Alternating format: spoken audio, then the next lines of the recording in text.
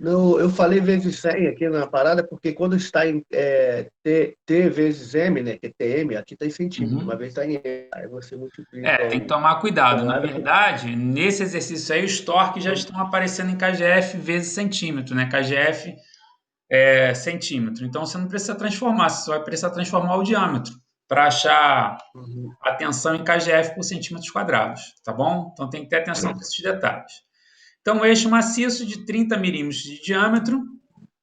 Então, está aí o diâmetro do eixo, a gente já sabe que ele é maciço, é usado para transmitir os torques aplicados às engrenagens. Determine a tensão de cisalhamento desenvolvidas no ponto C, então a tensão no ponto C e no ponto D. Então, no ponto D, o que a gente tem? No ponto D, a gente vai identificar, tanto posso caminhar do ponto B para o ponto A ou do ponto A para o ponto B.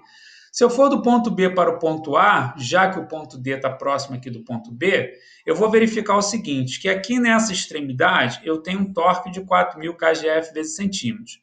Quando eu caminho até o ponto D, não houve nenhum outro tipo de reação, não tem nenhum outro tipo de torque. Então significa que o torque no ponto D é o mesmo torque no ponto B. Se a gente for analisar de lá de trás para cá para frente, a gente vai verificar que dá a mesma coisa. Ó. Eu tenho aqui 3.000 que gira no sentido anti-horário. Depois eu tenho 5.000 no sentido horário. Então já posso determinar o meu torque em C, 3.000 e 5.000, em sentidos opostos. Então eu vou fazer 5.000 menos 3 e vai dar o sentido desse maior. Então eu tenho um torque aqui de 2.000. Então 2.000 no sentido horário. Quando eu pego esses 2.000 no sentido horário e caminho para cá, eu vou verificar que eu tenho mais um torque de 2.000 no sentido horário. Então, para chegar até o ponto D, eu vou ter um torque no total de 4.000, porque eu vou somar 2.000 com 2.000. Então, tanto eu indo de B para A, como eu vindo de A para B, eu vou encontrar o mesmo valor do torque em D. Apenas vou encontrar em sentidos opostos, porque, na verdade, esse eixo está em equilíbrio, então o momento resultante, né, o torque resultante, ele vai ter que ser igual a zero. Então, para a gente determinar a tensão lá no ponto D, nós temos que a fórmula da tensão é 16T dividido por π vezes D3. Vou substituir os valores, né? Então, o torque 4.000, e aí eu não tenho que fazer coisa alguma, tá? Já está em kgf vezes centímetro. Π 3,14 e o meu diâmetro, que está em milímetro, eu vou passar para centímetro. Então, note que aqui depois nas minhas unidades, eu vou ter centímetro cúbico. Então, centímetro cúbico, eu corto esse centímetro, corto o cubo, vai passar para quadrado. Então, vai ficar kgf por centímetros quadrados. Isso vai me dar um torque de 754,90 kgf por centímetros quadrados.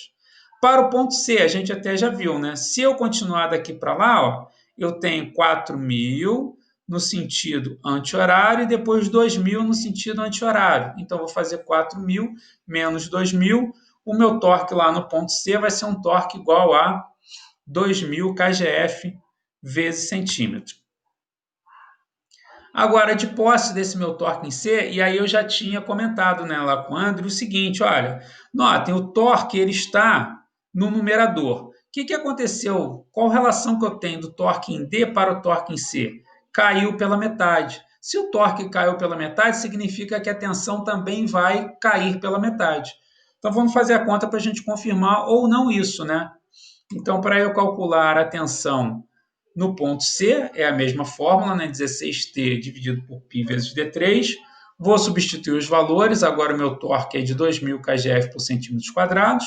O diâmetro é o mesmo, né? 3 centímetros.